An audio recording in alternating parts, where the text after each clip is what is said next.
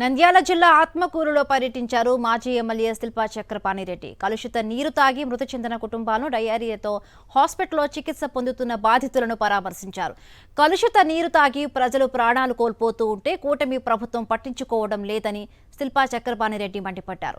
మృతుల కుటుంబాలకు 25 లక్షలు, హాస్పిటల్లో చికిత్స పొందుతున్న వారికి 10 లక్షల నష్టపరిహారం చెల్లించాలని డిమాండ్ చేశారు. నువ్వు అంత ఊరల్లా చేస్తే అందరికీ చేయండి, మాకేం అభ్యంతరం లేదు.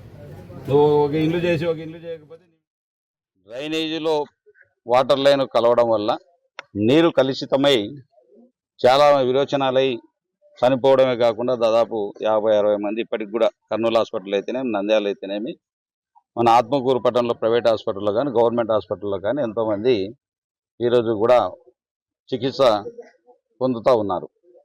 అయినా ప్రభుత్వం గుడ్డి నిద్రపోతూ ఇది కలుషిత నీరు వల్ల కాదు, మన కలెక్టర్ గారే స్వయాన ప్రకటించడం జరిగింది.